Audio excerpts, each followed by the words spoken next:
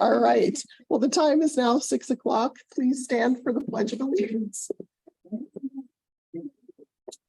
I pledge allegiance to the flag of the United States of America, to the republic for which it stands, one nation, under God, indivisible, with liberty and justice for all. Thank you. I guess I should have started with good evening and welcome to our meeting tonight. Director Carey, can you hear us now? I certainly can, yes. Oh, good. Perfect. All right. Well, tonight we have with us, excuse me, Director Carey's joining via Zoom, and Director Kincaid, Director Lou, Director Dane. I am Tina Beach, and Dr. Middleton is with us as well. So moving along to 2A, board comments. Would like to start. Well, I'd like to welcome all the people who came to the meeting tonight. This is the most I've seen since I've been on the board.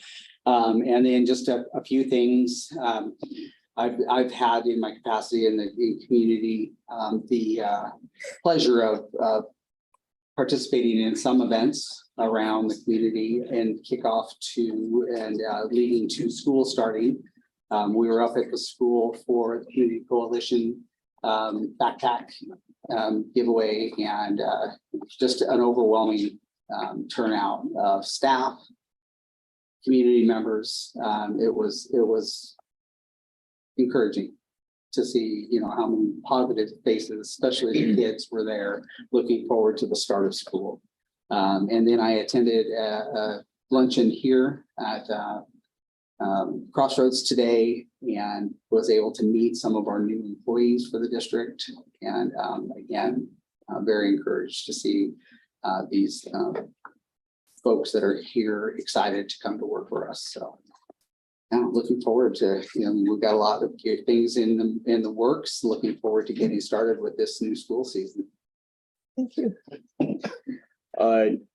Yeah, from my side, excited to get back into school discussion, seeing the academic growth, everything. Seconding Bill for everybody in the room. This is amazing. I love seeing people show up to discuss. I've been having a few meetings lately with people that have reached out to me about various topics, and what I always find is we always leave learning more about each other. Right? They'll learn about some of the hardships that the district's facing.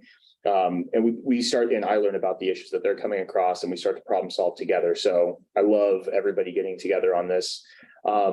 On more of a fun note, nothing set in stone or anything. So last year I was able to get the reptile man at the elementary schools. I was actually so fortunate as to get in touch with the yo-yo guy.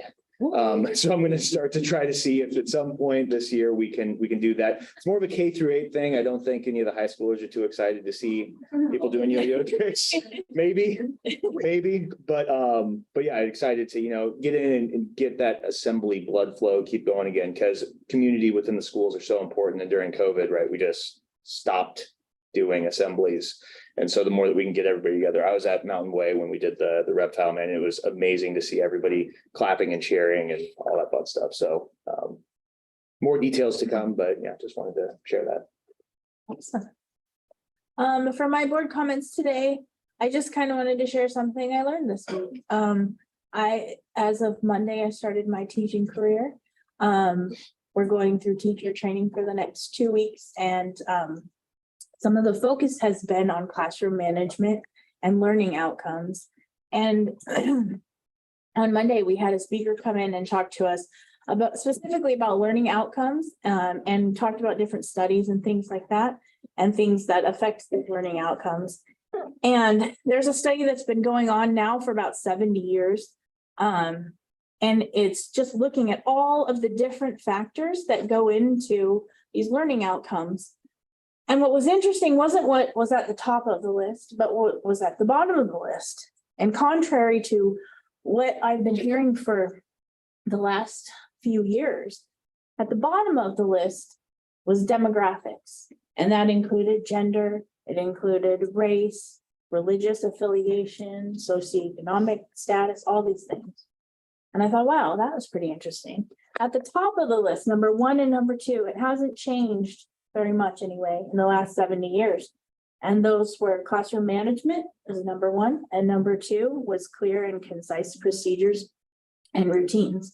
And so I thought that was really interesting, but the thing that was kind of a kick in the gut was he was talking about that bottom one, that demographics, and he said, stop making the children the excuse. And I thought, wow, that's interesting.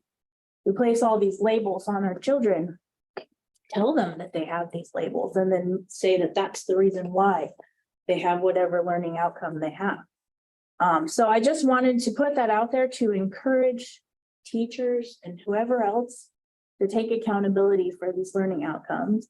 And as we're gearing up to start up school in a couple weeks, look at your classrooms and look at your management and your procedures and your routines and find one that works for you.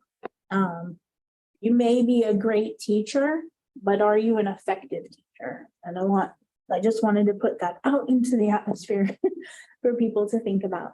And I just wanted to wish everyone an awesome school year as we get started. I hope that it is successful for everyone. So yeah. Thank you. Director Carey, do you have board comments? Yeah, thank you. I can't see everyone in the building right now, but I can see a little reflection. It looks like there's a full house, so thank you. Appreciate as everyone is saying, it's great to have communication with the people that we serve. I'll keep my comments brief. I met with the middle school recently, and they are my school of representation, and had a great meeting with the wonderful team, Maynard and Rachel, that we have there, and a great discussion about, how I can best advocate, support them. And it was a wonderful meeting to just kind of learn kind of the things that they see, kind of the ways that I can support them, some of the things that they have upcoming as far as meetings that they would like for me to attend, which I've certainly placed on my calendar. So as everyone's saying, really looking forward to the beginning of the year. Thank you. So I assumed that often because I go last, a lot of my comments are taken. And so again, of course, we wish you, each and every student, parent, staff across the board, we wish you the best this year, and know that we're here to support and help in whatever way that we can do that to encourage and support this school year. I'd like to send out a thank you. I received, just to notice the communication, I challenged, and we've discussed in every meeting that because the principals are here, I want you to know that I noticed I got some of your communications. Now, I don't get them all because my kids aren't in all of your schools, but from the high school, I got the notice with the information about the new marine biology class and the introduction to the teacher. So read that, appreciate that, and welcome her to the district. From the middle school, I saw the notification about the change in procedure to using no lockers this year, but instead a process for using backpacks to assist in getting through the hallways into classes more efficiently with less stopping time and getting frustrated with combination locks and how they work. So this will be exciting for them. And what was the other one I saw? Oh no, I can't believe I just lost it. There was a third one. I'm looking around because I know that one of you, oh, you know what it was? It's our high school band, our high school and our middle school band boosters. It's brand new. And over the summer, well, band boosters was very strong pre-COVID. Many families, students graduated. There was a couple of those parents that were sort of the anchors of the band booster organization. Of course, their students have graduated. And over the summer, our students did their marching band camp, which included 8th graders as well as high school. They put on a phenomenal performance. They learned, and I wish I knew marching band language, but it was 50 or 70 different parts to their routine, 3 movements. They did a performance for us like on the last day of band camp, and they did a phenomenal job. But what I also heard between the lines, and Mr. Skylar Williams has no idea I'm about to announce this, but I heard him say that, between the lines, a lot of this is coming from his personal pocket because Band Boosters hasn't started up yet. I know that we all have an opportunity out there. There's a QR code. So we have an opportunity to support our marching band students and our student musicians, or to offer time if you have time and availability to support your student.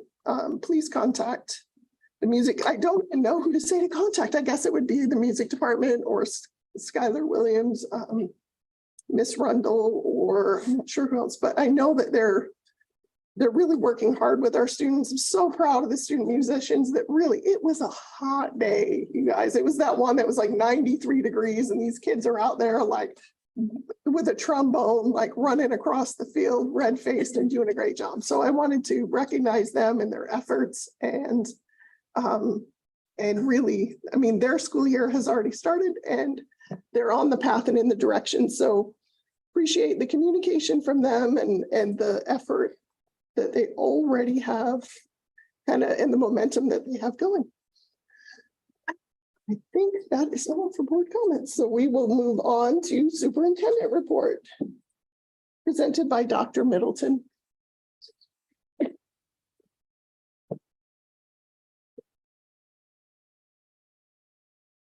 Well, good evening. I don't have too long of a report because I know we want to spend more time on school improvement plans. I know we had talked recently about making sure that our academic achievements and academics really become more of the forefront of our meetings.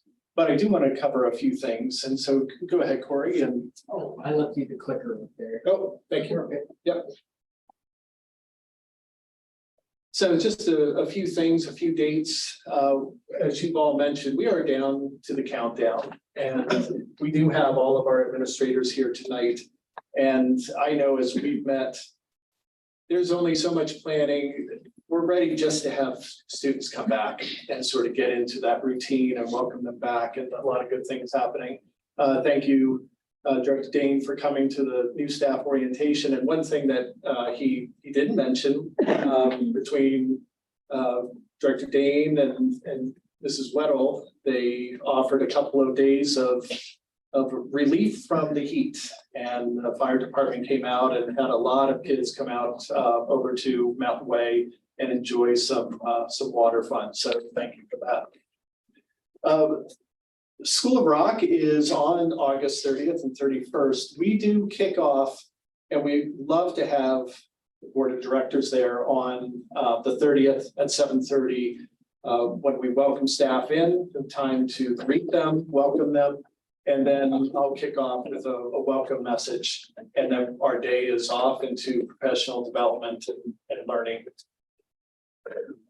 Our first day is, of course, just 2 weeks from today on September 6th.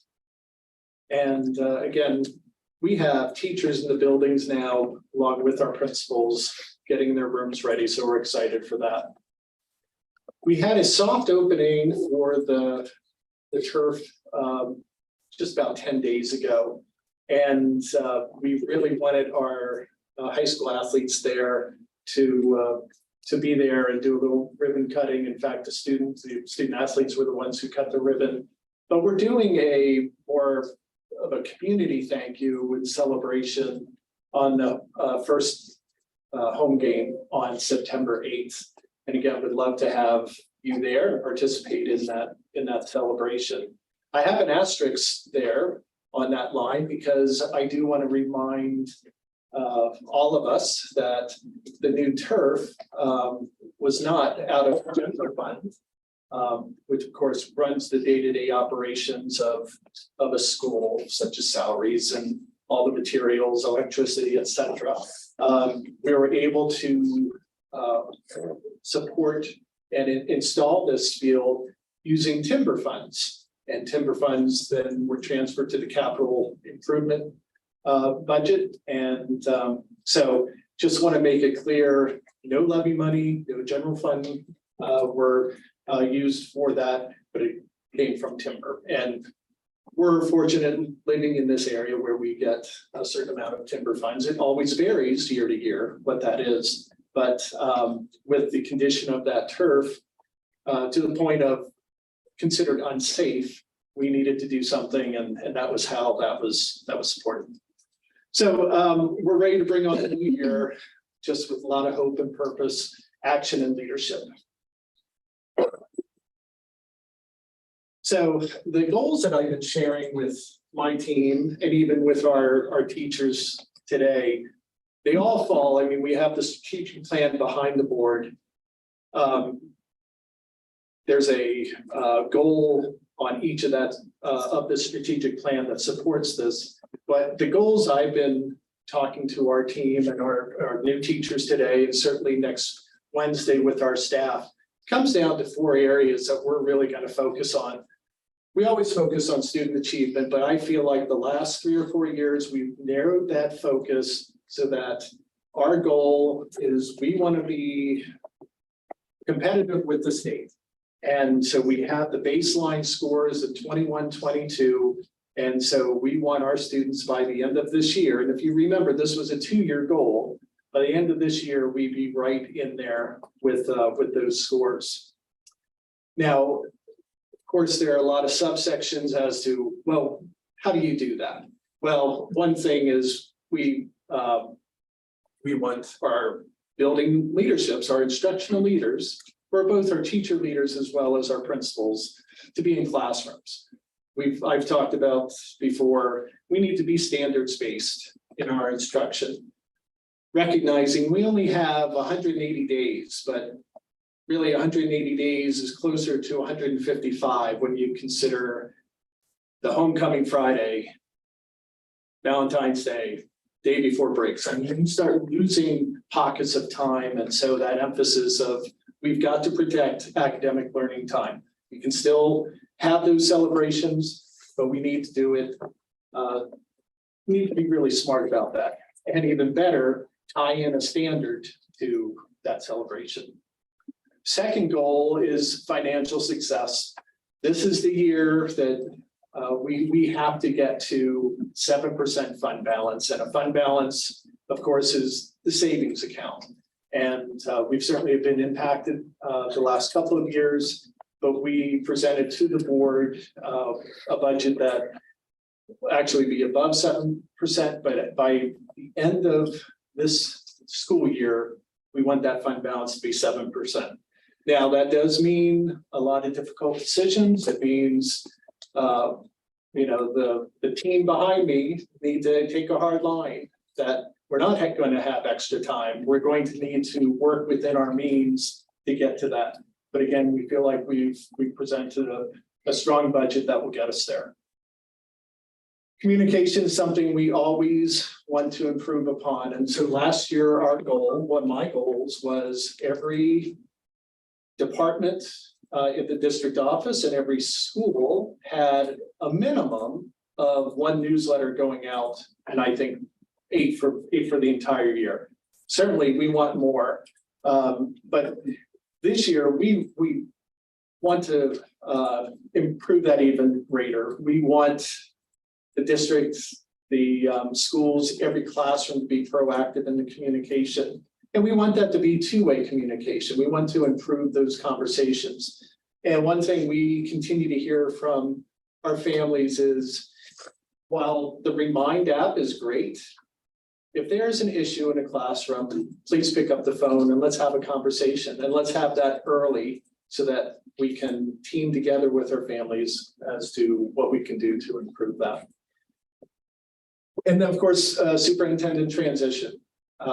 The goal is by February 2nd to offer a contract to a new superintendent. But between now and then, of course, there's the search firm coming in, asking stakeholders what they're looking for in a superintendent, and just going through that whole process of narrowing the best candidate. And as I've said before, it's my commitment to help that transition be very smooth. And so in the spring, when there are decisions to be made about the 24-25 school year, that I can include him or her in some of those decisions. So we've got the admin team here today, and we're here for that school improvement plan. But really, we've had such a good summer of such a good admin retreat here at Crossroads Commons, talking about what we need to do this year. And so they embrace that academics are a top priority. And their actions and expectations will be evident to our staff.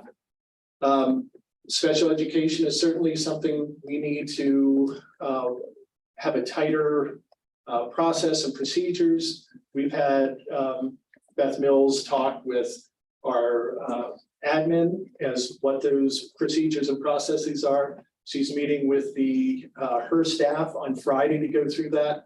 And then at the building level, principals will also be going through that when the staff returns. So those will be very tight this year. Again, facing the fact that 7% fund balance is a decision that we all own. It's not just my decision or Marshall's decision. There's 17 of us on the admin team. And so we need to be very careful and recognize that 7% is a non-negotiable. And of course, the last one, embracing that communication at all levels is important, that it would be two-way and personal, and even equally as important that it's responsive in a timely manner. So those are just some of the things I wanted to share tonight. I know next Dr. Manns is coming up and will introduce the school improvement plan, the process, and the executive summary.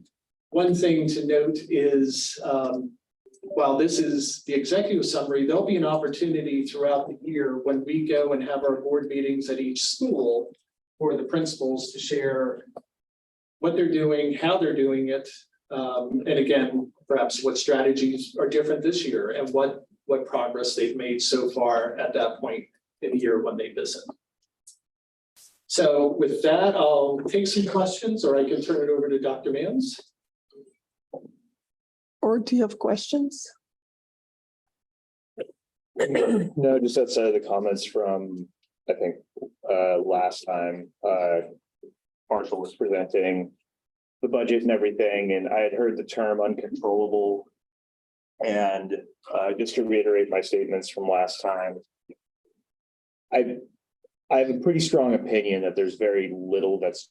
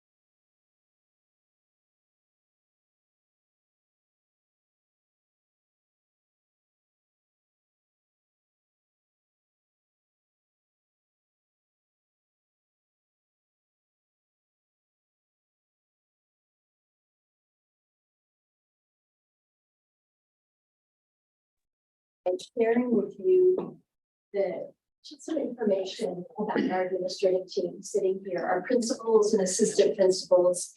Each of them has shared with me a personal vision of where they see their schools being in. And I have to say, from the heart, from the mind, each of them is student focused and seeing success for every single child and looking at it from the academic, from behavioral and social emotional perspective. And in addition to this vision, they have put lots and lots of hours into building a plan to get themselves there. We've talked at length about the steps that need to take place. It's not just a road trip, and we hope we get there. It's a roadmap. And so that's what we're going to be talking about this evening. They have also been analyzing data, working with their teams. Schools are already beginning with their retreats. So teachers are coming back in, refining the plans, gearing up for the next year. And I would say another really important piece of all of this work is that this year is the most effective team approach that I've ever seen since I've been here. Every single person on our team sharing that data honestly, asking for feedback, supporting one another, helping each other on communications. So just a really firm commitment as a team that we will achieve the results. So I'll take some time this evening to walk through the context for the school improvement plans, and then you have the executive summary. And as Dr. Middleton shared, the schools will provide more details during their presentations, and they're also always willing to answer questions along the way, as we are too, as of course.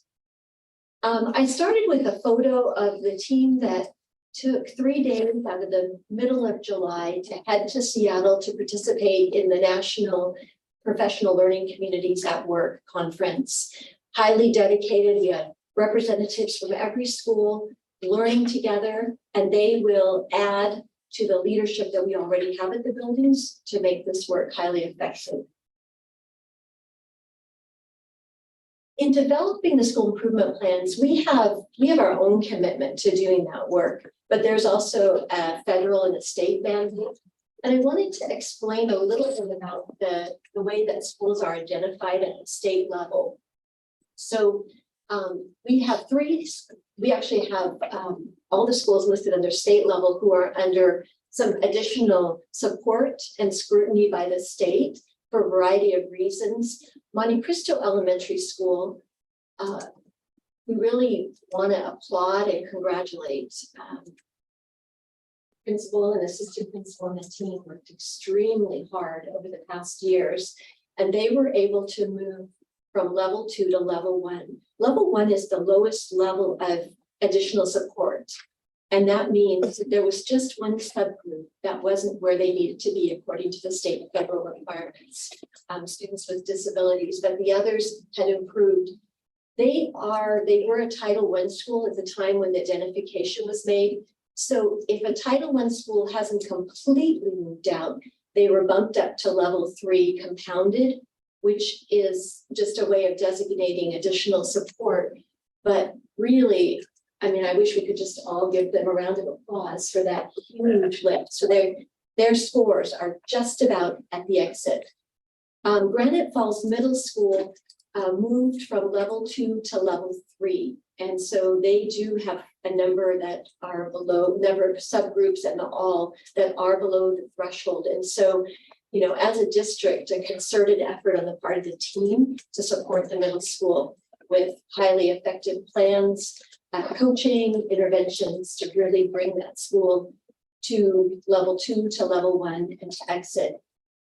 Crossroads High School and Open Doors High School will continue with the comprehensive on-time graduation rate. They are doing really well with 5th year, 6th year, 7th year. And that's very clear. They earned some bonus points. When I talked to the state leader about improvement, she told me that Crossroads and Open Doors most likely will always stay in improvement because that's the nature of their school. Their school is designed to bring in students who are so far away from graduating that 4-year graduation rate will continue.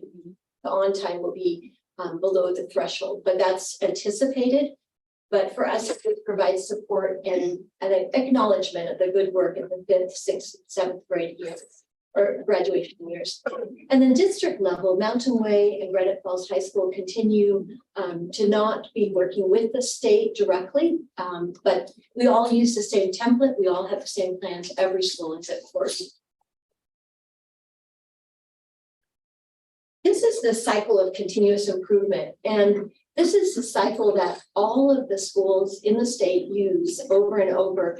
I have like a little diagram here, but it's really the idea that we're using a data-based approach. And we look at a comprehensive needs assessment. What does the data say about everything in the school? Discipline referrals, attendance, academics, for all of our subgroups.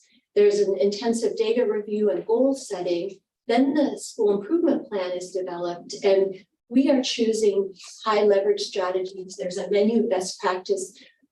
We can all have great ideas, but really our students here are so precious that we want to make sure we're only using research-based, evidence-based practices that have been proven to be successful. And so principals have all inserted those plans into their overall improvement plan.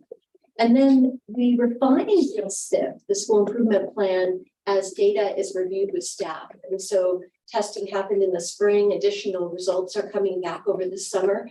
And as I mentioned at the start, they have already begun with retreats, schools that are meeting for half a day, digging in a little bit further with the results, refining the plan.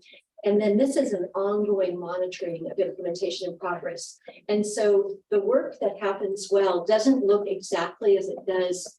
The plan is set now, but in 6 to 8 week cycles, principals are reviewing the data so that we're not going all the way to the end of the year to find out that we didn't make the progress.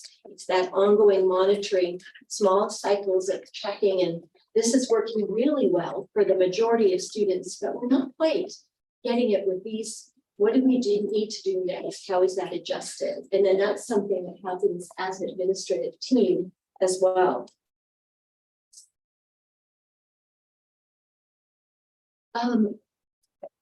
In the executive summary that we put together, I just wanted to speak briefly to the format.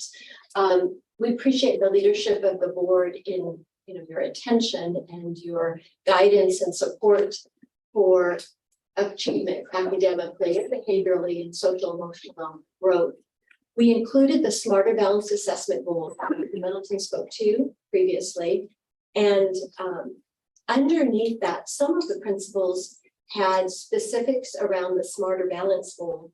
All of the principals know that the way to get there is to make the growth on an ongoing basis. And so number 2 and number 3 there reference the typical growth and stretch growth. At the high school level, it's called making the growth that's projected. And so we're always measuring against where they should be, but we have benchmarks and smaller checkpoints. So we're looking to see this is where they should be, how close are we to closing that gap. And then the high school also includes on-time graduation and 9th graders on track. And one of the things that's not in our plan, but we've talked about as a team, is also shifting the mindset around assessment.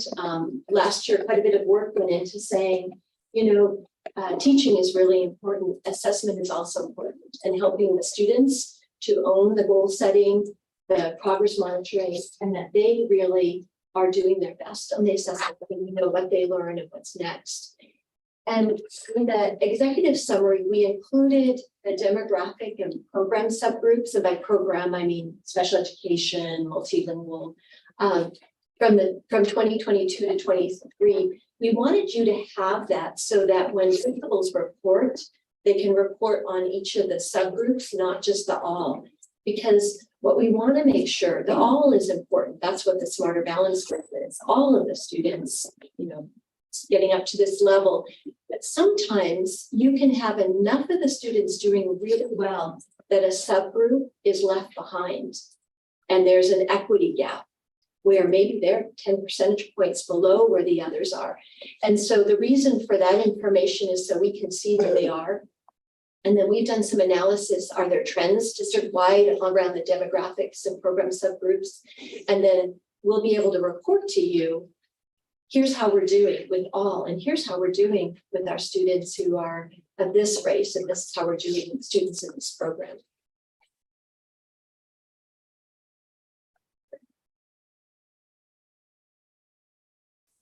All right. Okay. Thank you. So we talked a little bit about the menu best practices, the research-based, evidence-based practices. We group the activities into 5 categories because these are high leverage ways to make improvement. And it also helps us as a team to have the categories so that we're referencing the work together. So the first category of activities all fall into professional learning communities or PLCs. And you'll see in some cases, schools might be more at the beginning stages. And so they're just working on those first steps to really become effective teams. And you might see some things about collaboration.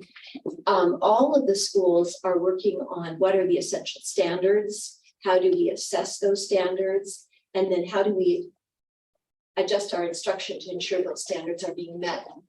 The second category is effective tier 1 instruction and using inclusionary practices. And what that means is for every student in the class, what are the most effective ways to teach?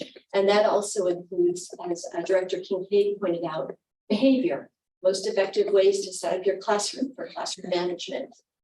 And that's something that references also the work we've done around special education, universal design for learning, using lesson plans that are right for students who may have special needs so that they can fully engage. The third category is multi-tiered systems of support. So taught really well, there are going to be some children that need more support. So we are teaching core instruction, but we're going to close gaps. And maybe the gaps are lingering from a couple of years ago if they're further behind. And so the principals have placed into their plans systems of support. And I won't go into all the details, but it can look at the elementary like a walk to intervention, where they have core learning. And then there's a time in the day where they go to different classrooms. The children that are far beyond get enrichment, those that need help with maybe they've missed a particular skill in phonics, they get that support. Again, 6 to 8 week cycles, our goal is in that intervention. We're going to close that gap and move on to the next. And if it hasn't been closed, why not? What's going on? What do we need to do next? And those intervention plans are all the way up through the high school. The fourth category is students. I know our school board is very interested in the attendance and engagement. And what we've said, we want to make school so it's not just compliance, but kids want to be here. Like we see, we had some of them in summer school just running off the bus, ready to come in. They're so excited to be there. That's what we want for all of us. It's engaging, it's relevant. Behaviors, social emotional learning, and then student voice and ownership is part of that work. And then the fifth category, I know Director Kincaid is working so hard in leadership on family engagement district-wide, and we want to do that work at every school intentionally so that we do have two-way communication and families are active partners. So here's what it will look like kind of from a high viewpoint for next year, high degree of oversight, and then there are details to this, but it's a continuous improvement process. And so principals and assistant principals are committed to monitoring implementation and progress. And you'll see in their plans, they've already identified some public facing actions, and then there are more that they're holding internally. But that commitment, I will be at the PLC and I'm going to be watching what's going on, and I'm going to be giving feedback. I'm going to be coaching around this. I'm going to be tracking and taking notes. We developed a weekly log of leadership practices, and that's something that each school will complete. According to my school improvement plan, the 5 areas, this is what I accomplished this week. And then also being able to put into the shared drive walkthrough forms. So sort of like instructional rounds in medicine. I went into the schools and this is what I saw.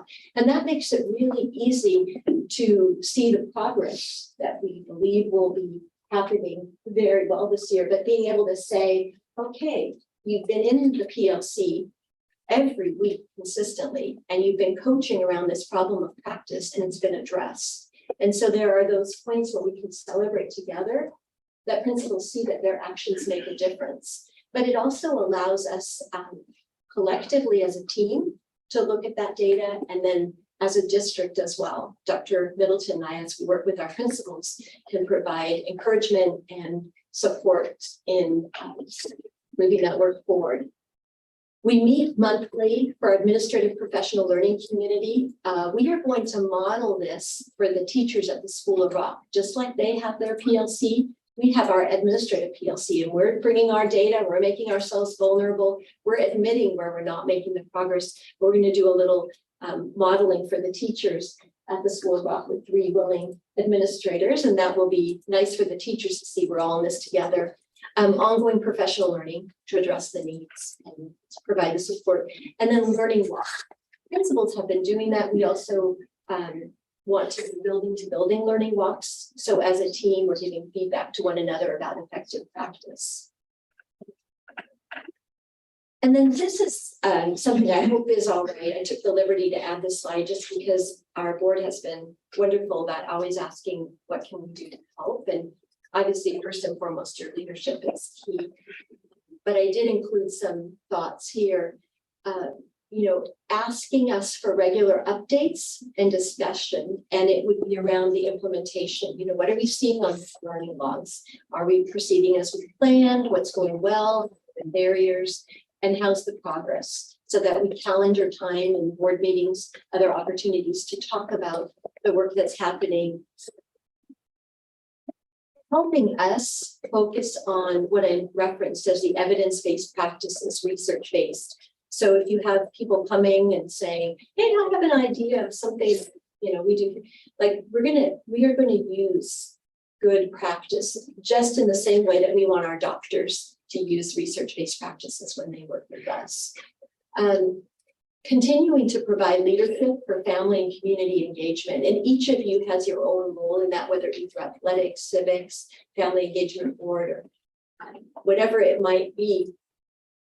Just really helping us with that, because that is one of the really key areas that leads to strong student learning. And it only makes sense. And today's a great day to say this. We have so many family members in the audience, and the children that we're talking about are their children, and we are here to serve. And so that relationship that we build in service to the family, listening to what they know about their children, helps us to be as effective as possible. We heard a little bit about visiting schools already. Thank you so much. Our board of directors are out there.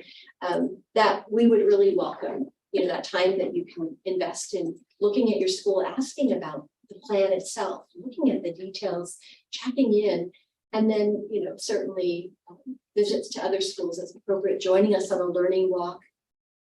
And then I ended by, this piece seems squishy maybe, but it's critical in terms of mindset. We do expect success in Granite Falls School District, and we believe in co-creating a positive culture of equity and excellence. Equity, every single student deserves to learn to high levels, deserves to fulfill their potential, and excellence. That's what we're about, not just mediocre. No, we are about excellence in all of the areas. And we are here. Our reason for being here as staff is to ensure that children learn and succeed. And so as a team with our students, that's our commitment. So just really helping us with that mindset. And as we mentioned at the start, I know the principals will have many more details to share with you when you're in their skills, and of course when they do their presentation.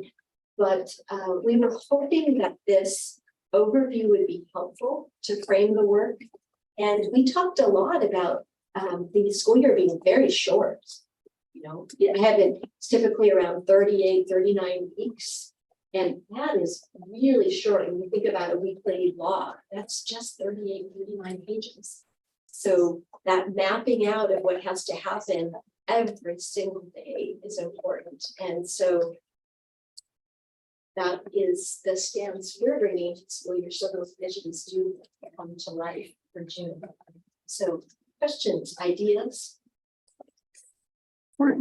Any questions for Dr. Mans? Yeah, I've got a few. Just for clarity's sake, I was having a little bit of trouble following the levels with the state support in the schools. Yeah. Because you mentioned, so Monte Cristo went from level 2 to level 1, which is the least level of support, but then moved to level 3. Just can you clarify what does that mean, like from a state perspective? That's a really great question. And I have to admit, every person involved with the improvement work had to ask multiple times. It was confusing even to the state. So I just, first of all, just want to recognize they did move to level 1, which is right before exit. Okay. But there is a part of the federal law, a small piece that was pulled out. And it said that if a school is Title I, which means they receive those federal dollars, if they didn't exit completely, if they're in that improvement for the second year, there's no choice but to move them up to level 3 compounded. And they added the word compounded because they didn't want to say they were like level 3. But what it really means is that there are dollars available for their school. Okay. And so you want to be in the plan that you don't want to exit, or you do want to exit? we do want to exit. Okay. We do want to exit, but because Title I usually is for, the funding is for disadvantaged children. Okay. From the federal level, they added this little piece. You know, if they were in improvement, but they didn't get out all the way, we want to pour in some support to see if we can do the final push. Okay. Okay. That was a great question. Okay. No, thank you. The cycle of continuous improvement, and then so I always like to explain it to me like I'm 5. So when I heard you talk, it sounds like there's a playbook for you to select from. We run that play, we study its effectiveness, and then based on those results, then we do the next thing. Yes. Right? Okay. So what's the continuum that those playbooks are at? Is it like a district level? Is it a school level? Is it a classroom level? Like, are teachers doing this, or is it the district? And all of that, all of the above. So that. Okay, so each follows this process. Okay. And then the timeline on these cycles, like when you go into, when you're doing each one of these, is this like try something out for a few weeks, study its effectiveness, or is it like try something for a full year and then we study its effectiveness? Yeah, the research that has been that's being used is, they say, about 6 to 8 weeks is the optimum time, because that's how long in the change process it takes to see the result. Okay. And you might, so let's say there's for at the child level, there might be a piece that's really, like, it's been really tough for a number of years. It might take more than 6 to 8 weeks, but you're going to go through it. You're going to learn from that experience what worked for the child. You're going to adjust it and do it again. So. Okay. Yeah. No, that's good. Just so I'll say this. I don't know if the rest of the board shares my thoughts, but one of the disheartening things that I heard from the WASA management report when we had them come in and talk, and we were asking like, hey, can we have you guys come back in like 6 months to see like if this is successful or if we need to adjust things? And they said, oh, these take 2 to 5 years to switch. So I'm not in academia, but I'm an inherent, like, I want change now. And like, what can we do? So I'm just trying to get a grasp of like, what are the expectations? How can we speed up processes? So on and so forth. But I do appreciate the ask to, I'm paraphrasing what you said, but effectively you ask to hold the district accountable. And that'd be great. I love that, right? We continue to drive and everything, but yeah, obviously needed. Director Ledoux, I want to just respond to that comment, because I don't think we're starting at year 1 right now. Okay. And now waiting 5 years. Mhm. I mean, we brought on iReady 3 years ago. You play around with it for a year and you just get, more and more focused just each year. And so I think that's why we're starting to see some improvement. So I think we're in the middle of the cycle. Now, there are some items in the WASA report that, will be at year 1. I mean, Yeah. But there are a lot of things that were more in year 2 and 3 and that's why I say we're really going to have a breakout year this year, next year. Okay. Perfect. Thank you. Director Carey, did you have any questions? I do not. Thank you, Dr. Mans. And I noticed that we're running a few minutes behind our newly created schedule. So this is our first time using the schedule. So I'm taking notes so that we can kind of, I don't know, hone our planning skills here. Thank you for that. So I guess we're about, we're about 6 minutes. So we have board reports, WIAA. No updates. Nothing this time. Perfect. Director Carey, do you have anything for the ledge report? I do actually. A couple of things. First off, just an update on the bylaw change that we signed on as a board. For General Assembly, that bylaw change was reviewed by the WASDA Board of Directors, and they voted to give it a due pass recommendation. So now that goes to General Assembly. I will attend the General Assembly meeting as representative of the Grand Falls School Board, but we'll get to vote on that. So certainly some positive movement on that. Really wanting to hit this time hard before we go into next ledge session with some of the headway that we made on the regionalization discussion. And I'm happy to say that I have a meeting Monday of next week with 2 legislators, as well as OSPI and WASDA, along with 2 or 3 other boards, specifically to talk about regionalization. These legislators are talking about putting a bill forward, and obviously we all know how bills go, right? Some get hearings, some don't. You know, that just because a bill is presented certainly doesn't mean that something's going to happen. But it's good to see that that there's still some continued discussion and movement on that. So in my next board report, I'll give everyone an update of how that meeting went. That's all I've got.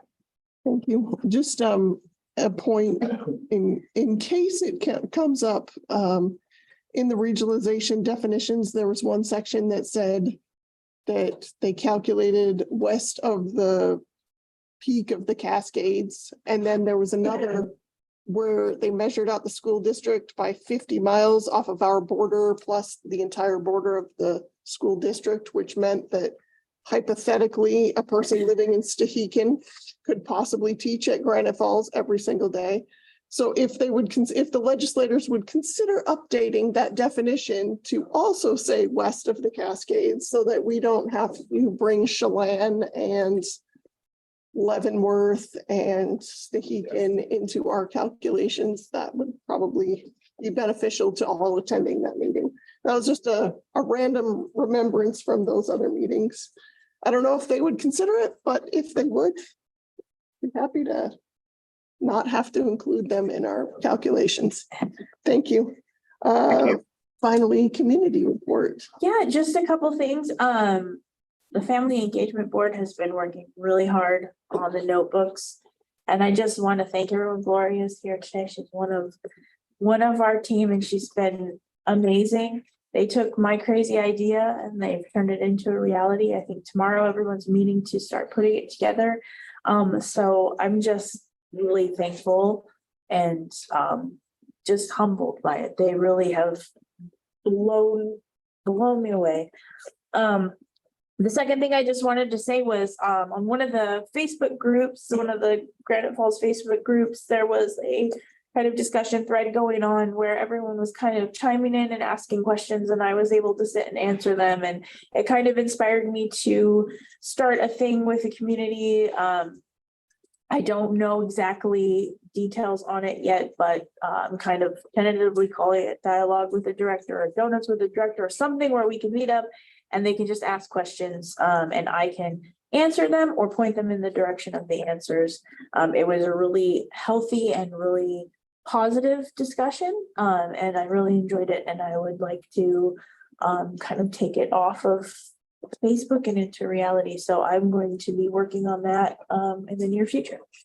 Perfect, thank you. Item 3D, business report prepared by Marshall Cruz. I just wanted to point out also one things on the report real quick before questions, but mainly in the 30, 60, 90 today thing, one of the things that I am bringing to the board's attention is that we need a fire panel at Mountain Way. It's going to cost roughly $35,000. The fire panel is the original when Mountain Way was built. It's out of code, it's malfunctioning. Bill's group is responding a couple times a week to false alarms that it's triggering. It can't be repaired because it's so far below code.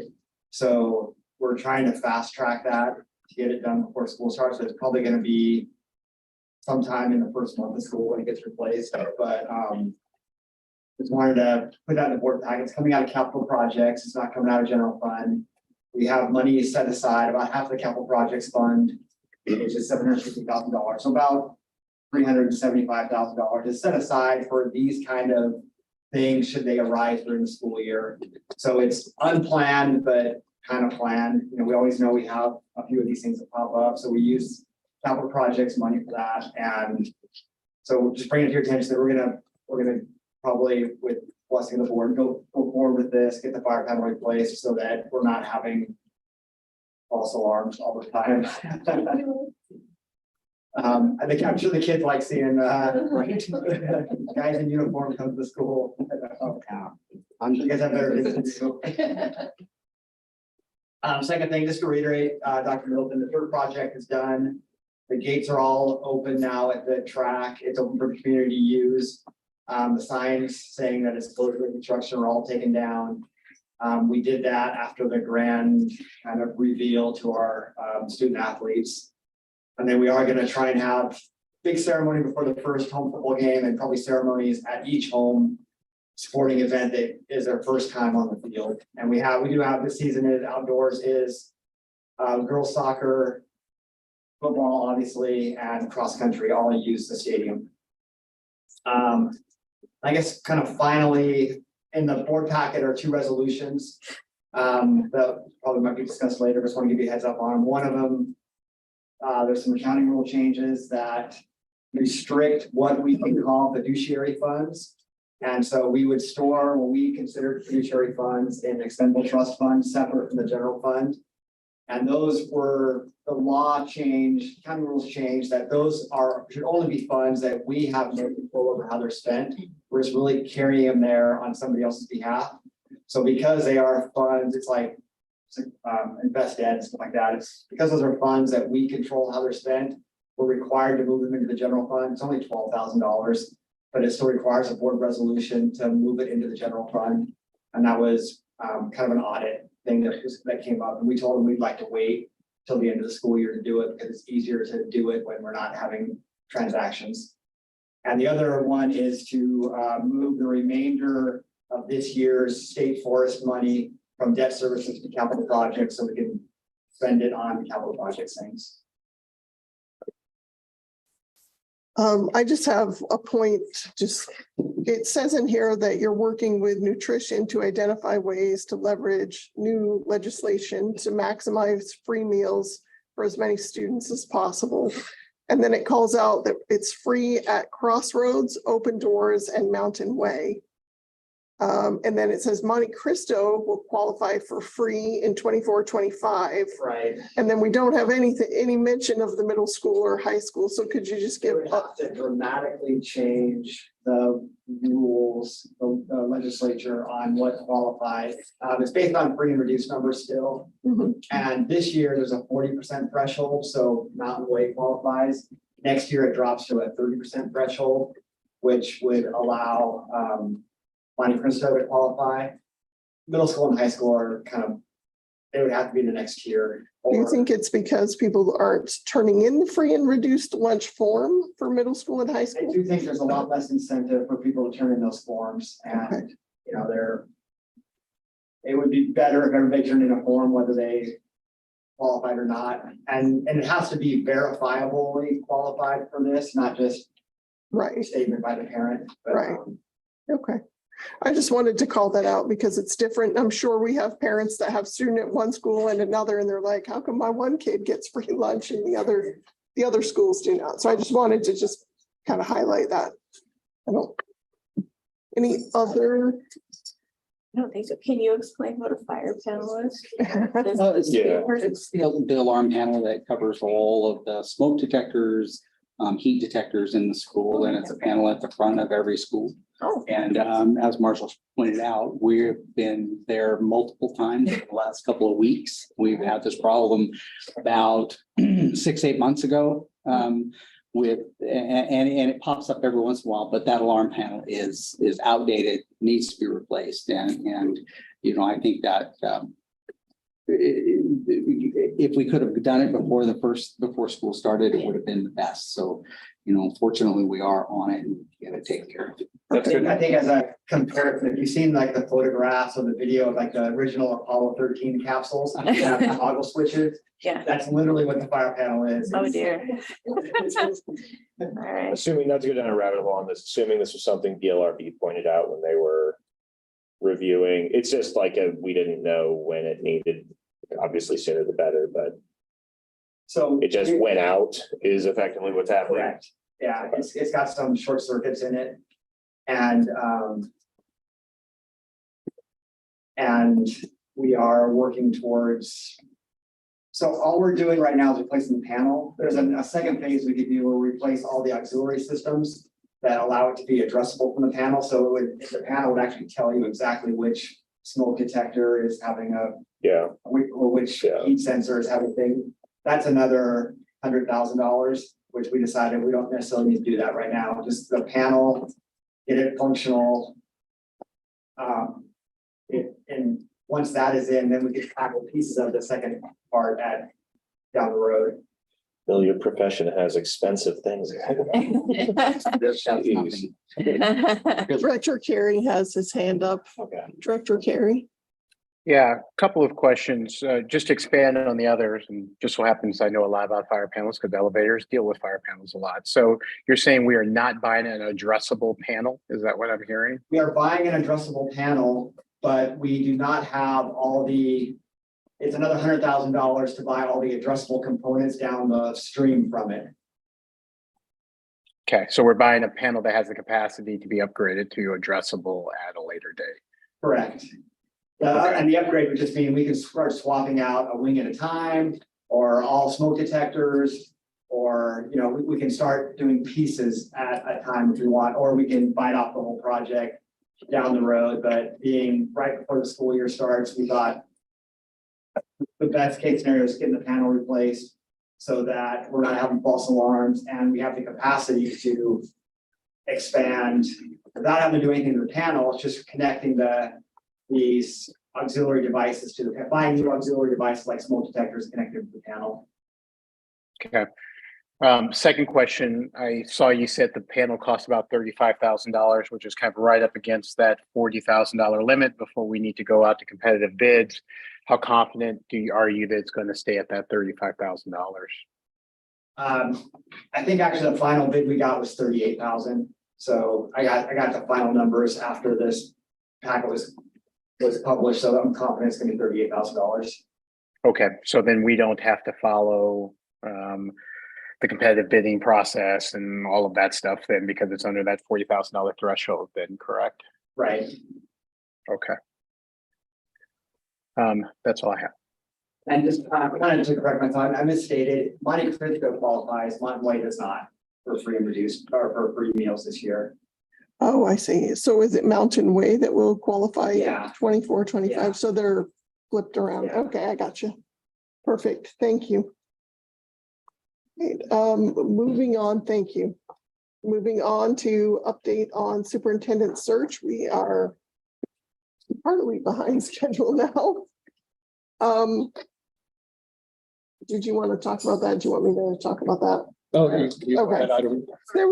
There's just a couple of things. We're going to add a special session for, because I don't have it in front of me, February 2nd. I believe Second. February Second. 2nd is you want to offer and then the 7th announce Yeah. and approve. Right, so we'll add a special meeting for February 7th. That's when we're planning to make the announcement for whoever ends up being the new superintendent. And then there was, Paris, what was the other thing we said? October 11th. Oh, that's right. We have, yeah, so we have, we originally published that the focus group, the search firm was going to report out. We had the date wrong on there. We had the date for a Tuesday. Our board meetings are on Wednesday, so we're moving it, changing it to Wednesday. So not a huge deal, but wanted to correct that. So that, and they will be contacting for public input or the focus group for the hiring of the new superintendent. So encourage everybody to be watching for that information. Next, we have items from the floor. So I have this that I have to read. We have 4 that have signed for items from the floor today. So the Granite Falls, I have to take this off to read it. The Granite Falls Board of Directors the Granite Falls School Board welcomes the opportunity to hear public comment and allows time for this purpose at each regular session meeting under items from the floor. In the interest of time, order, and respect to others, comments will be limited to 5 minutes or less. Personnel matters such as complaints or charges about employees are not permissible during items from the floor. Such issues are to be addressed to the principal of the school or the superintendent in writing. The board, superintendent, or district personnel do not engage in direct conversations or give feedback during the meeting. However, the board members may ask clarifying questions regarding the subject matter exclusively. The board president may interrupt or terminate an individual statement when it's too lengthy, personally directed, abusive, obscene, irrelevant, or concerning a legal matter. Questions or comments from those addressing the board may be referred to the superintendent or staff to follow up at a later date if needed.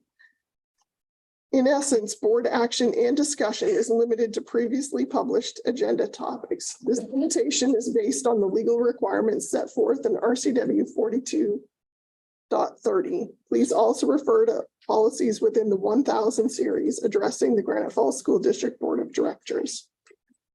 Thank you. First, we have Ryan Brazil. Yeah. that'd be great.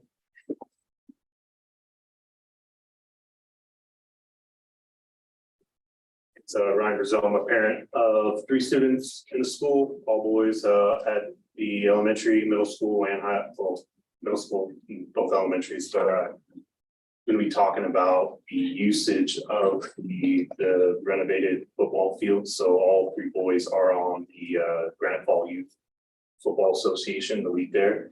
And there was a post made that there were some verbal agreements made, but nothing, official that we would, once that construction was completed and it was opened back up to the public, that as members of the community, we'd be allowed to utilize it for our practices during the week, which is Tuesday, Wednesdays, and Thursdays, and then also on Saturdays. I don't know if the Saturdays was off the table or whatnot, but currently I know we've talked about safety for the students, right? The majority of these students or players are students in the district, and they are using this the middle school here, the football field there, which appreciate allowing the accommodation to use that while the construction was going on.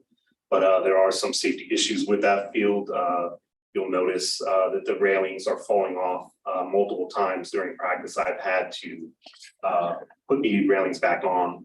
They're just loose. My youngest, who's on the Pee Wee team, almost had his head hit by the railing. When he had grabbed it, fell right off, and could have been seriously injured. So, and then, having, we talk about like external stakeholders or other members of the community, right? We're going to be having teams from around the North Sound coming to our district. And when you've got, other people there and they're, it's not, I'd be embarrassed to have another school's parents and stuff saying, hey, this is where we play football, right? That, the high school has worked really well. We've had a very good relationship with the school district and maintaining it and being respectful in its use. I believe, the treasurer will state, we do pay for cleaning the facility after games. We do police of our own. And then if you look at like, we expect success in a lot of stuff where you guys are creating equipment for our students. A lot of the teams, you've got coaches here, a lot of those coaches, it's still in the players, and a lot of those players, it's each other, right? There are stipulations on your behavior, your academics, right? Which they are outside of you guys' all the schools, but they are expecting, to be, good. Supposed to be good, good citizens, good students, right? Like that. So, if they're having problems at school, right? Not only is the school addressing it, but outside of that, as parents, we're addressing it, but then the coaches go above, maybe they get a little more extra remedial training. But there are values and stuff that our league has that are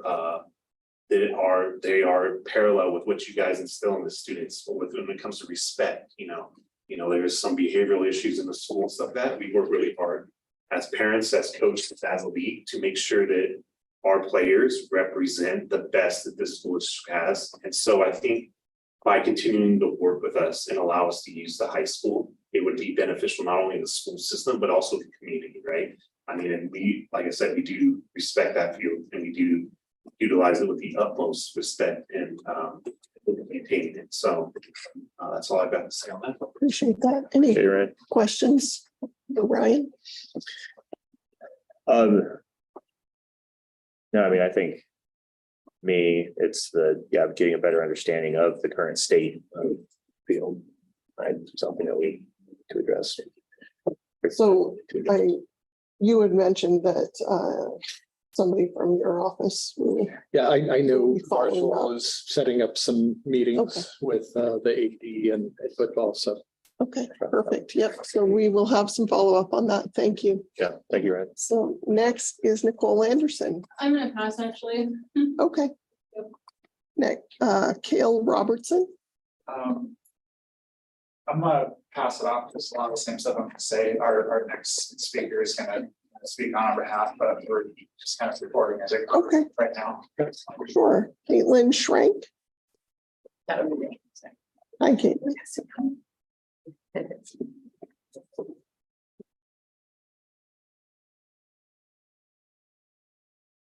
Hi there. First off, thank you, Mike, for writing most of this, but he wasn't sure if he was gonna make it tonight, so I'm reading it off. As you know, she announced my name. My name is Caitlin Schrank.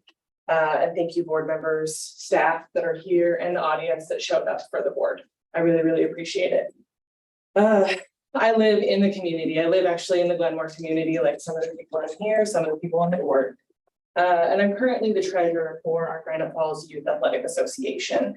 We're the nonprofit organization who serves Granite Falls school districts and the surrounding areas. So if there isn't a child that can play in Lake Stevens because they're overbooked, they can come play for us. We provide low-cost football and cheerleading opportunities to the youth athletics, ranging from kindergarten to 8th grade. So we're the feeder group for the high school. We currently have over 200 youth athletics between our football and peer program, supported by over 400 parents and guardians. We are more than 20 volunteers, coaches, board members, and managers. We are one of the largest community stakeholders. Our association is here tonight to seek support from you guys, the Granite Falls School Board, for our programs. We have been faced with numerous hurdles over the past few months, including the school district's use of facilities. In June, our executive board, Mike, Gloria, and myself had a meeting with Dr. Josh Middleton, Marco Cruz, and Dion Freeman in hopes to reestablish a positive and collaborative relationship. What prompted this meeting was a statement made to us by the district staff members stating that after the high school field was completed, we would no longer be allowed to use it. In addition to the statement, the district facility reservation system had both High Jewel and the Monte Cristo Memorial Field reserved and not available for use. Naturally, this ended our season before it even began. So Dr. Middleton, to mock Dr. Middleton's credit, he and his team met with us on June 6th. At that time, the staff, Dr. Middleton and the staff dispelled the statement that of not being allowed to use the high school field and confirmed that the reservation system was inaccurately programmed. We talked about construction at the high school field and were given rough completion dates. Additionally, Mr. Freeman offered to work with us and the soccer schedule so that we could clear the football field and turf after construction, which is what we've done in the past years. As a result, we were able to backload our home games and accommodate construction and communicate to our association that we would have to place practice, that we'd have a place to practice and play. We let our staff know we let your staff know how grateful we were for their time and communication. This communication is important because we must coordinate with our league, which is the NCYFL, for home game schedules, our coaches for movement of equipment, our portable restroom company, and of course the parents. At the end of the meeting, Mr. Freeman stayed and offered even more help by providing us with his phone number and stating that anything we need, just give him a call. Unfortunately, a little more than 2 months have passed, and our fears have been realized. When making reservations for the high school field, we found it to be unavailable until 7:30 every night until mid-November. And that cross-country meet was scheduled at the high school during our home games for railroad days until 12. Our youth cannot stay out on that field until 9:30 at night and get the rest that they need for school, essentially meaning that we are locked out of the high school. The actions alone cause a strain on our organization. We now have to coordinate equipment movement from our shed, which is located at the high school, to another available location. Lights at the high school are more expensive. They're $100 a night for us to practice. That's $300 a week that we will have to pay that we did not budget for. And if they are not able to host our railroad days game, we will be forced to forfeit our games, which incurs a $500 fine per team, equaling $2,000 worth of fines. And our teams will be ineligible for postseason playoff. At this point, our association feels it has been at best misled. While we understand all school district events and sports come first, followed by community use, it is apparent that district staff had no intention of contacting us over the summer to let us know that there would be a change in our understanding from the June 6th meeting. And district staff have not been supportive to our president's request for an in-person meeting to solve the issue at hand. We are not here to demand that the school board, nor we are not here to demand of the school board, nor to put our programs before others. We understand that there is a little facility inventory with multiple command needs. What we are asking is for a seat at the table for when these decisions are made, and for proactive communication from district staff so that we can be adaptive to changes in the facility use. Our youth athletes today will become the athletes of Granite Falls High School tomorrow. We are asking the board members to please secure your youth's future by advocating for us today. Thank you. Thank you. Board, do you have clarifying questions? Yeah, I mean, I think you kind of answered, because my big question coming into this was, how was this done in the past? Because, right, we've had the field, not like we took away a field or anything. So that was my big confusion, is what slipped through. So before, football would practice from 3:30 to 5:30 and soccer practice from 5 to 6. And they shared the first half hour of soccer practice. They shared the football field with high school football. Okay.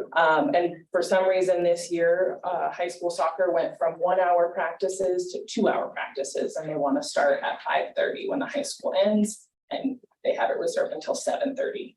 So, which is news to us. Okay. That was, Thank you. that was my question, was how did it used to go? So I was listening and I didn't write it down. So you said it. High school would practice from 3:30 to 5:30 on the turf. Okay. And then from 5 to 6, soccer would practice. For the first half hour of soccer and the last half hour of football, they would share the field. Right. Okay. Once soccer was over at 6, we would have from 6 to 8 on Tuesday. I get it, yes. Thursday. Okay. And then, so the cost of the lights, I really am not aware of the cost for lights and things like that. So I appreciate that information because In your guys' bylaws, it's $10 per unit, which is per hour to use the turf field, and it's $100 per event to use Hydrool. Because the lights are such old lights, it costs more to use them. Which I have the paperwork, I just forgot, yeah, I can't remember what subsection it is. I've seen, actually, now that you say it like that, I have seen the section, but it's been several months since I've even looked at it. I'm certain that Dr. Middleton and the staff or members of his staff will follow up with you and your board, or I guess with you. Any additional questions? Director Carey, do you have any questions? Just one, are we just talking about games or are we talking about practice? Practice is on there, just to clarify. Both, actually. So practice, the field is reserved Monday through Friday until 7:30. So we wouldn't essentially be able to practice on it. And games, we have, the biggest one for us is railroad days.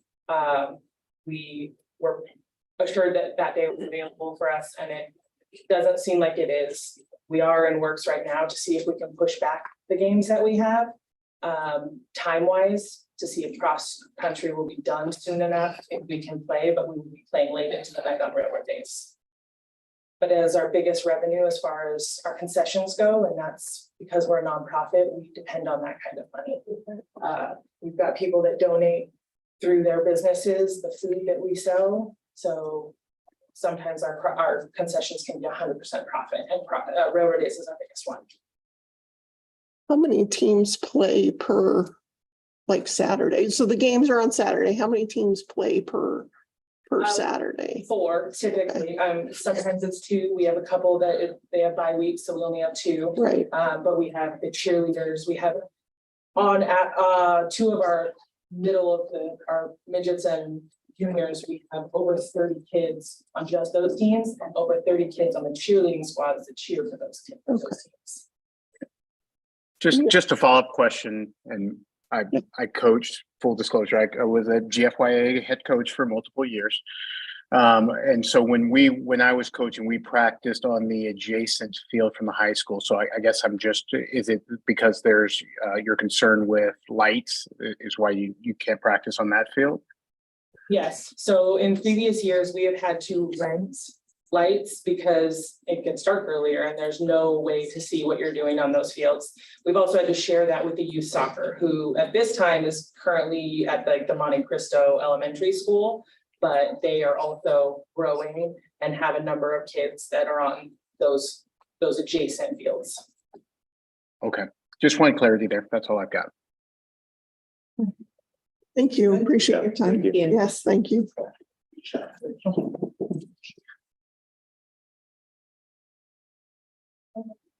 We'll move on to unfinished business. The second reading to amend policy 6022. Actually, if you guys don't want to stay. Yeah. We have practice. We Practice getting won't be hurt. Yeah, I get it. You guys. Yeah, thank you. Thank you, board. Thank you very much. Yes, thank you, guys. Thank you. Thanks for coming. We Yeah. appreciate you.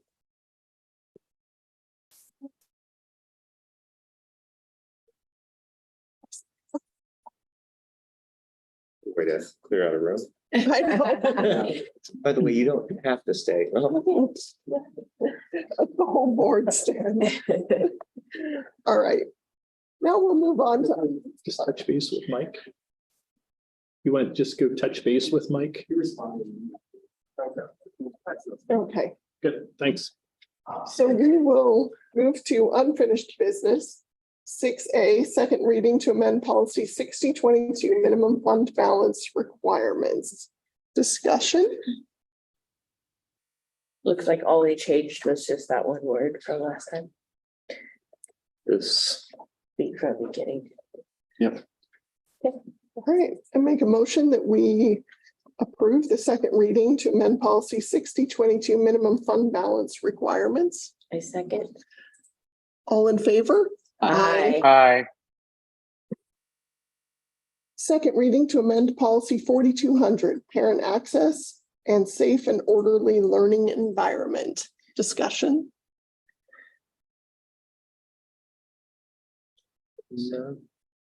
Nope.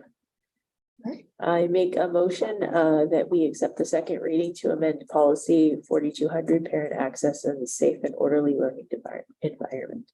I'll second. All in favor? Aye. Aye.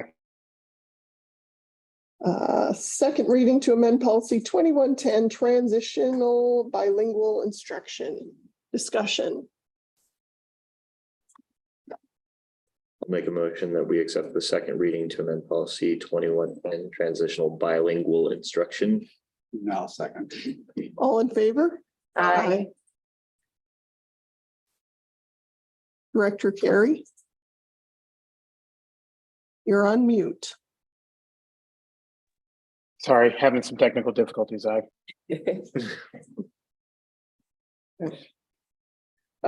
6D, second reading to amend policy 3116 students in foster care. Discussion.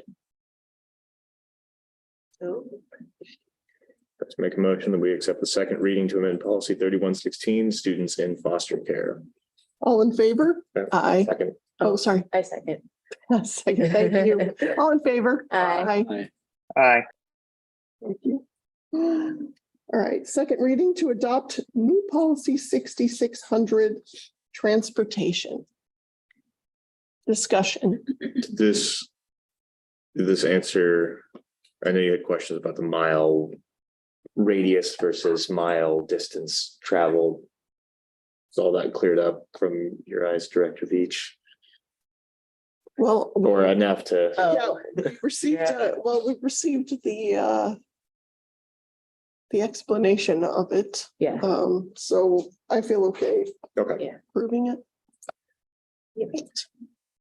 I make a motion that we accept the second reading to adopt new policy 6600 transportation. Second, Second. we both seconded it. All in favor? Aye. Aye. Right, new business. Resolution 2223-18, transfer from expenditure trust fund to general fund. So this was the, Discussion. That's what Marshall is. yeah, this is what you were talking about where we don't have any say in it, but then we move it over to, Yeah, we don't have any say in it. It stays in the expendable trust, but we do control how it's spent. It's required to be the general fund. okay. And it's just $12,000, but it's, I mean, it's. Okay. All right. I'll move to adopt resolution number 2223-18. Authorizing the transfer of expendable trust fund to general fund. I will second. All in favor? Aye. Aye. 7B, resolution 2223-17, transfer of state forest revenue from debt services to capital projects. Discussion. We heard about this earlier. So. I move that we accept the resolution 2223-17, transfer of state forest revenue from debt services to capital projects. I second. All in favor? Aye. Aye. Looking it over. All right, 23-24 student fees, discussion. Need to open it back up. My only question is, so these are altering, have these already been put in place? Because I'm assuming people have already started buying ASB cards, or has nobody bought ASB cards and stuff yet? Probably not yet. And that's, I don't know that. Okay. Okay. So I guess I think we're already in place then. I know a parent Okay. has bought one. Okay. Yeah, just as long as we don't have, like, you gotta get in early to get it. No, so. Special prices going up. Right, exactly. We're having a sale. We're having a sale on ASB cards. Awful. what does FCCLA stand for? So, FCCLA, family consumer, no. Is that culinary? Yeah, it is culinary. Family, It's like the FBLA of culinary. So could we, before the second reading, spell out all the acronyms in here? Yeah. Is there a second? there's not a second reading. This is the fees for approving, but before we publish it, we can. Yeah, could we spell it out? I mean, it's not changing the fees, so we Right. can approve the fees, but let's make it so that people understand what it's for. Because we know the FBLA of culinary. We should put it on there. FBLA of culinary. That's what it's for. I think t-shirts and. Now, let's maybe make that just a kind of a standard thing for all of these. There's a lot of acronyms in there, so, yeah, Family, Career, Community Leaders of America. Yeah. there it is, family, community, career, leaders. Of America. Yeah, I would Wow. not have come up with that. I would have needed a minute. All right. I make a motion that we accept the 2023-2024 student fees with as the fees as written with the spelled out acronyms. I'll second. All in favor? Aye. Aye. All right. The approved 2023-24 school improvement plan goals. Discussion?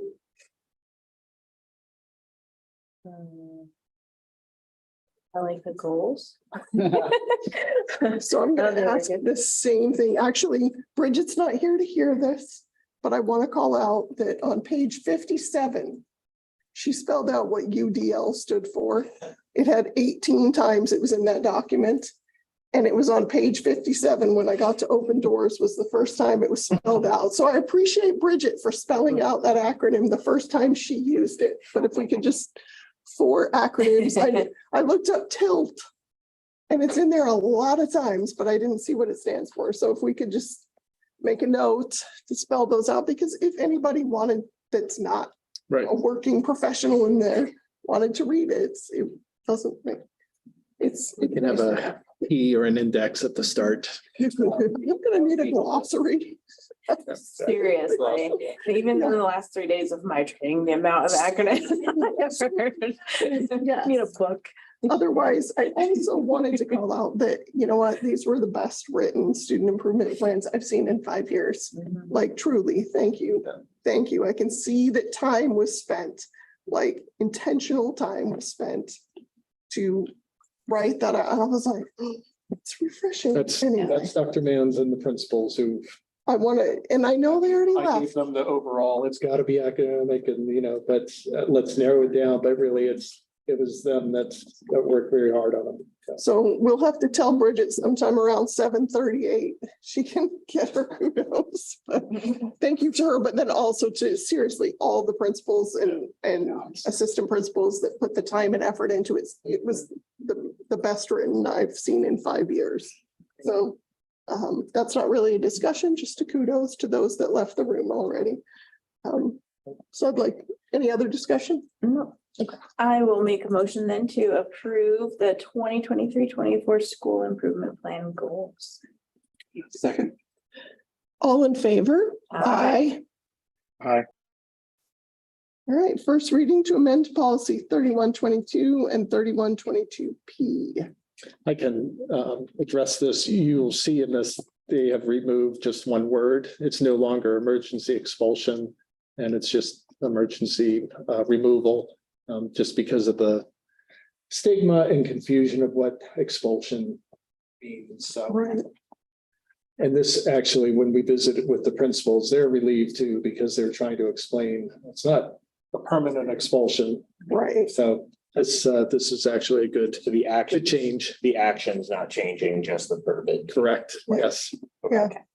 I actually appreciate that a lot because there's a lot of stigma around being expelled Right. from school, right? Expelled is very. Expel, yeah, so, And it's or emergency removed, yeah. When you say expelled or emergency, expelled. But one is, you'll never come back to this school this year, and the other is, you're leaving the room right now. Right. Yeah, appreciate the clarification. All right, I'll make a motion that we approve the first reading to amend policy 3122. And I guess we don't normally approve the procedure, but I'll just add that on there for say 3122P, excused and unexcused absences. One second. All in favor? Aye. Aye. All right. There it is. I'm so tired. 7F, discussion regarding the February 14th board meeting. We've talked about it in our office. I was gonna say, it sounds like that was already I figured out, so. might have mentioned it that we're gonna go ahead and schedule a special meeting for February 7th. Sounds good. Do we make a motion for the special meeting, or do we just schedule a special meeting? I Right? think all we're doing is, the motion could be, we're canceling our regular meeting on the 14th and having the special meeting on the 7th. Okay, are we moving the whole What? board meeting to the 7th or That's just just having? the special, So we're not gonna have any board meeting the first week of February? right? We would have one meeting that month. Okay, and no, so nothing on the 14th. then. Okay. Yeah, we don't want to have it on, No. Mm. but do we want to have a board meeting on the 7th? Just move it, move the whole thing. Yeah, I would say, Why not? I mean, either we do only the special session to discuss the superintendent, or we move the board meeting from the 14th to the 7th, because all of us are busy on the 14th. Yeah. You all had a meeting the week before. Oh. In January. That's. Oh, That we could probably skip the general meeting. Yep, in Yeah. February Okay. And just hold the special meeting on the 7th. yeah, that's right. okay. Really? Is that how it plays out? January has 5 weeks. Usually we have that. Let me double check Do it. we have a second one then in February, since February's? Weird. Yeah. oh, that's right. Well, I mean, there has to be at least 28th. 28. Oh, it would be the 20th, yeah. Yeah, I just want to Okay. look at January Yeah. because usually it's a 5-week month. And so, Yeah, you do have 2 weeks in between there.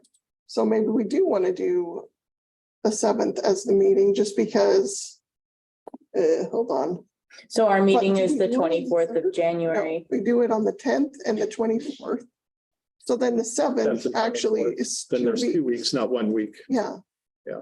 Okay, can we move the regular board meeting from the 14th to the 7th? Yeah. All right, so I'll make a motion that we move the February 14th board meeting to February 7th.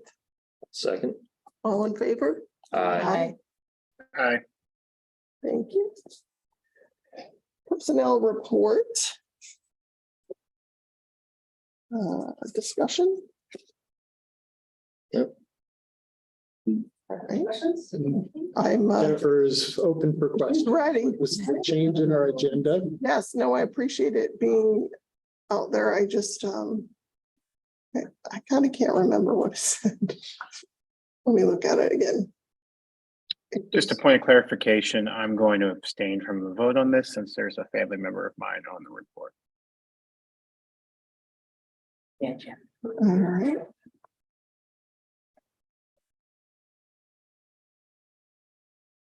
Oh, all right.